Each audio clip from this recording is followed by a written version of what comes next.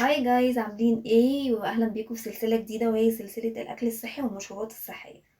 طبعا زي ما انتم عارفين ان احنا دخلنا على شهر رمضان الكريم، كل سنه وانتم طيبين. وطالما دخلنا على الشهر ده يبقى احنا لازم نحسن من نفسنا ومع علاقتنا بربنا ومن جسمنا ومن شكلنا ومن صحتنا. واحنا في السلسله دي هنحاول نشتغل على قد ما نقدر على الجزء الصحي. ودلوقتي انا هشارككم اول مشروب صحي انا هشربه.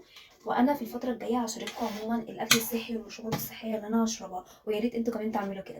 انا حطيت جرجير هنا، وحاليا بحط الكرفس والبقدونس. انا كمان نعناع برضو هنحطه عشان نحاول ان احنا نداري على الطعم يعني اللي احنا المفروض نشربه ده يعني.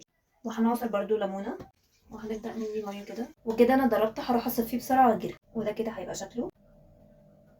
طبعا هو الطعم مش احسن حاجه، بس لو هنيجي نتكلم عن الفوائد فهي جباره. طبعا كلنا عارفين فوائد اصلا جرين جوس، وقد ايه هو مفيد للبشره وللشعر وللجسم.